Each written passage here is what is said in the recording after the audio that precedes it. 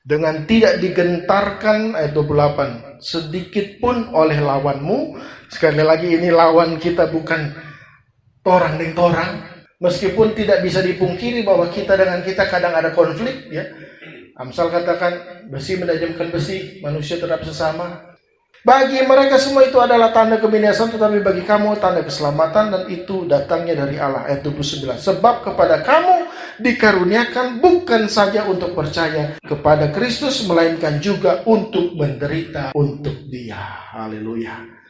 Yang terakhir, saudara, supaya bisa berdiri teguh, yang terakhir adalah ini, bertahan dalam penderitaan.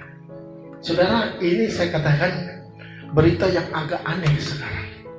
Orang lebih senang mendengar prosperity gospel, Injil kemakmuran. Bukan berarti saya anti dengan Injil kemakmuran, tidak, saudara. Karena firman Tuhan pun mengajarkan bahwa mengikut Tuhan, ketika kita sungguh-sungguh pasti ada berkat Tuhan. Tetapi tidak semuanya mengarah kepada situ. Tapi tahukah saudara bahwa sebenarnya Alkitab selalu mengajarkan no pain, no gain. Tidak ada glory, tidak ada keuntungan, tidak ada kemuliaan tanpa adanya salib. Itu pola yang benar, saudara. Ya. Nah, saudara, kata asli untuk menderita dalam bahasa Yunani itu pakai kata pascein, saudara, yang berasal dari kata pasko. Nah, saudara, pengertian menderita atau dalam bahasa Inggris to suffer ternyata bukan hanya bermakna terhadap hal-hal yang bersifat fisik, ya, siksaan, penderitaan fisik, tetapi juga kalau kita selidiki kata aslinya, saudara, pasko ini juga mengandung makna to feel heavy emotion, to feeling of the mind. Jadi bukan hanya soal physically, tetapi juga bicara penderitaan secara emosi. Nah, saudara, untuk kata kepada kamu dikaruniai, ya, dikaruniai itu pakai kata charizomai, give freely, to show favor, dari asal kata charis. Jadi jelas iman dan penderitaan adalah karunia. Ini firman Tuhan, saudara. Memang konteks apa yang kita alami zaman sekarang beda.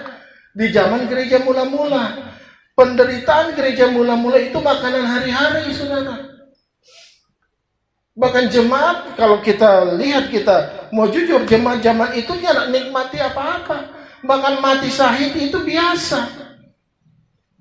Apa yang kita lihat seperti yang film atau video-video yang sekarang sering di-upload, kesadisan, kengerian ISIS, tembak-tembak orang, turun dari ini terus ditembakin, ada yang sampai dipenggal, dipancung kepalanya. Zaman dahulu itu seperti itu, saudara. Memang dulu belum ada senjata Brain M16 dan lain sebagainya. Dulu lebih sadis, masuk di kolosium, masuk di satu tempat, suruh baklai dengan binatang buas, dengan beruang, dengan harimau dan sebagainya. Nah, itu yang terjadi pada zaman itu.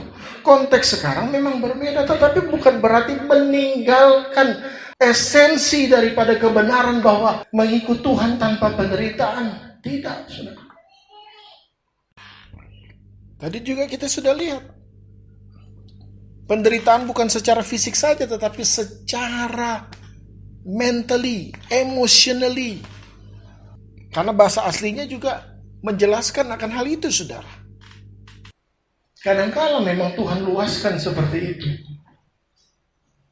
Tapi penderitaan yang dimaksud ini bukan menderita karena salah sendiri. Makanya kan menderita untuk Kristus.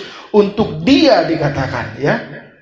Beda kalau ada orang yang menderita karena memang dia sakit, karena habis dia bagai durian 10 biji atau 20 biji, ya itu lain cerita, saudara. Habis itu dia makan sate kambing, nah kongku dia diopname, ya itu salah. Oh, saya menderita untuk Kristus. Bukan itu. Itu golojo namanya. Bukan itu, saudara. Tetapi ketika kita Tuhan luaskan, ada satu fase hidup yang kita rasa, aduh, ya apa kan? Saya sudah sungguh-sungguh dengan Tuhan. Saya sudah berjuang semaksimal mungkin untuk hidup kudus dengan Tuhan. Ada saja tantangan.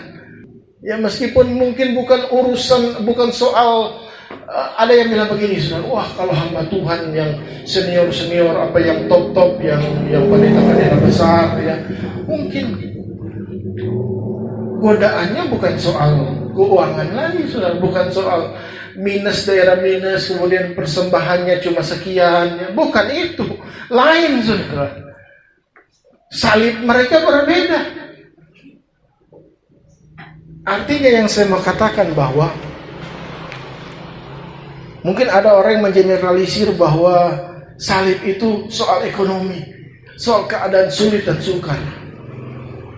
Tetapi tahukah saudara bahwa tingkat kerohanian kita bisa berbeda, ya, ataupun tingkat ekonomi kita pun bisa berbeda, tetapi Tuhan punya cara masing-masing untuk memurnikan kita lewat apa yang disebut dengan ujian dan pencobaan. Karena ini adalah kehendak Tuhan, menderita untuk Dia, saudara. Intinya sudah pada malam hari ini, tadi 3 hal tadi, supaya kita tetap teguh, supaya kita harus tetap kuat. Tuhan katakan melalui firman yang dinyatakan kepada Paulus yang diberikan kepada jemaat yang ada di Filipi. Kita harus berpadan dengan Injil, kemudian memelihara kesatuan roh.